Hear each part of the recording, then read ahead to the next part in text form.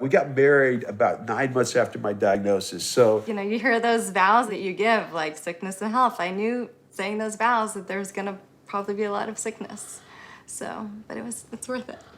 You had no idea. To be honest. Especially like, oh, geez. No. When people ask you what she has, what do you say? Oh. She had a syndrome that her kidneys would expel protein from her bloodstream. I tell him it's like his kidney symptoms like doesn't work, doesn't filter his blood correctly. You were like, what is that? I never heard of it. I was like, trust me, I never heard of it either until he was diagnosed. I always tell them he has nephrotic syndrome, and what that means is just for whatever reason, he will randomly start to spill, which means pee, out protein from his urine. And he has to take steroids and all types of medicine, which have bad side effects, obviously. You probably get technical. I just dumb it down. The immune system is attacking the kidney. Oh, yeah. In nephrotic syndrome, what happens is there's damage to the kidneys, and you start leaking protein. And proteins which your body depends on are leaked from the kidney, come in the urine, and are lost to the body. There's no real cause, there's no real cure. Probably the most common complaint is swelling. Swelling of the eyes, swelling of the feet.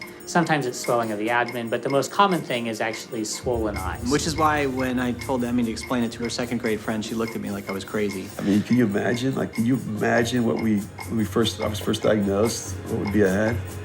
It's you know, I just had a time machine. Well, I won't ask. 16 years is a long time to be sick. Until you dragged his feet for like 6 years before he proposed to me. I tell you, I rushed into marriage at only 38. When we met, he was 32 and I was 24, and we had 5 awesome years together. You know, we'd do anything we wanted to do, go anywhere we wanted to go. I got diagnosed, I think I was 37 years old. It's such a rare disease. There wasn't anyone next door to us that we can ask, you know, how do we get through this together? And that's just all you have is each other. I met him in 98, and then we started dating after that, and we decided to get married like a year later. For the last 3 years, I have dealt with the illness. It's difficult for me because I was going through some things at work, and I just don't know if I actually pitched in or supported or helped in the way that I should have. So it was probably twice as hard. He was working out in front of my place of business, doing a water line for the city. God, he's cute and this and that, and you know, looking out the window out of the street. Doing a little dork, huh? He's laughing at me. It's true. I don't know, when did I tell you I was on dialysis? Did I tell you that first day at the park? Yeah, it never even fazed him, I don't think. She was walking and talking. Warm body, right? He's definitely my partner, and he totally shares the load. I get home from dialysis, and it's so nice because it's like he'll take the dog out, or what do you need? You know, there's some days all I can do is brush my teeth and just get into bed because I just feel so crummy after my treatment. And I just know, you know, it takes care of me. It's intuitive, you know, he doesn't even really need to ask, he kind of just knows. I'm not sure I even know today how best to support her. You know, it's trying to communicate and understand what somebody needs from you. And I think sometimes there's an assumption that you'll know exactly what that is. It definitely put a strain on the relationship. I've spent a lot of time the last couple of years just trying to think about how I can slow down to be more present for him. Because other priorities are happening and you're trying to lead life and move things forward, and you're not putting her first. And at times I probably should have, and been more thoughtful about how I approach something, or just, can I do something for you? I got to a point where just like something as trivial as counting out my meds just became very uncomfortable for me. It's like just a depressing thing to have to sit down and do. And she took that over. It's the difference between, for me, sometimes just making it and not making it. The best way to keep Brad's meds is in this travel bag. We had to leave the house in an emergency. You can always just take it. It's 1,000 little things, all the different little things you have to do that you shouldn't have to do, right? I do think it is good to have a friend, and I think it was good for Christina, you know, having her husband. He's got his own emotional involvement in what's going on, and the children, of course, and wanting to protect them, and having somebody else to talk to and say, this is how I'm feeling, and kind of help to redirect or see the situation in a new way. And also with a language barrier going into the doctor sometimes. English is not my first or second language. I didn't have any answers. I'm not a doctor or a nurse, but I would just try and be there for her in terms of weighing different possibilities and talking about the different options. So, your friends start out when you're first diagnosed, they come and visit you in the hospital, they call you every day, and that goes on for maybe a few months. And then after 6 months, they call, every month. And then after a couple years. It's just the longevity of it. I get that, man. You don't want to make people uncomfortable, right? By saying, well, Brad just went to the ER last night. People don't want to be around depressing people, and bitter people, and angry people. Okay, they don't. So, I figured out a long time ago, if I want people around me, I have to be, I am happy, but can't be moping around all the time. Who's going to want to be around you? Nobody. We have a lot of people that have been very good to us. A lot. We have awesome neighbors. We've moved into this community where there's a lot of people that care about their neighbors and the people around them. Brad's sister has been amazing. I really have relied on my mom and my aunt. I get very specific. Okay, my mom's day is Tuesday, my aunt's day is Thursday. But it's not when something pops up or if you need me, you can call me. And it's like, we're always gonna need you, and just come on your day. I have a day where I have a little cold and I feel a little under the weather, and I think, Brad feels like this every friggin' day, but more. It's not an easy lifestyle, and it never goes away, and you never get a break. I don't know the statistics on divorce with disease like this, but it tests it. It tests it so much. They've worked through it over the years and have maintained their devoted relationship to each other and been fantastic parents. It's caused a huge strain on their marriage, and I think they have excelled at surviving this and getting through it. I'm pretty sure that many other marriages would not have survived this, and many chronic illnesses do this. Bye. I know this part's gonna be more challenging. Just tell the truth, okay? I know. You told me that. She was completely freaked out if I ever told a parent, if I told a friend. She never, ever told any of her friends. She still really won't talk about it too much. So what are you being filmed for? This charity. Oh yeah. What's wrong?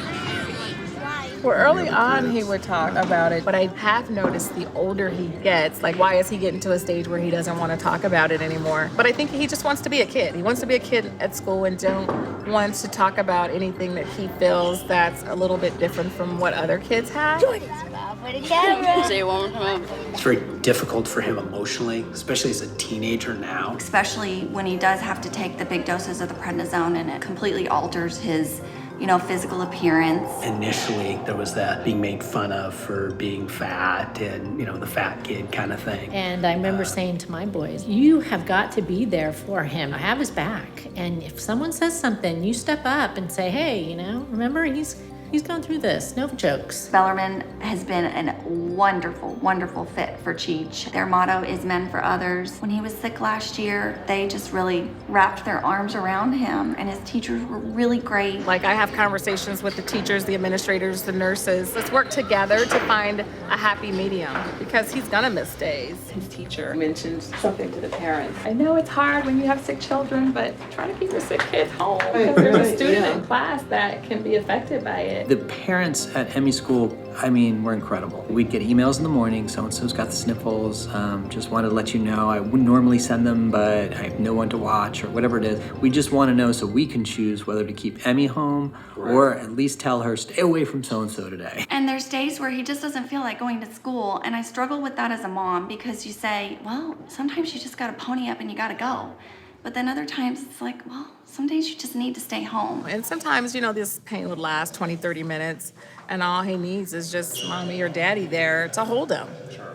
And then get through it. I felt alone when Cheech was first diagnosed. We didn't really have anybody to turn to or talk about. I remember even asking my pediatrician, have you ever diagnosed anyone with this? Do you know? I can't rave enough about having Zach's mom and, other families having a mom there to say, you know what, he started this new med. How did your son react? What are some of the side effects that, you noticed him going through? Finding a community of people who can relate to you, I think is our biggest asset. Dealing with the day-to-day struggles of nephrotic syndrome can be overwhelming. You're trying to hide your stress and your anxiety so that they don't feel it. And that's impossible. Because like they wouldn't want to show being scared to Cheech, but if I were them, I'd be scared, I guess. I'll be brutally honest, I thought to myself, if we were in different households, it would be way hard.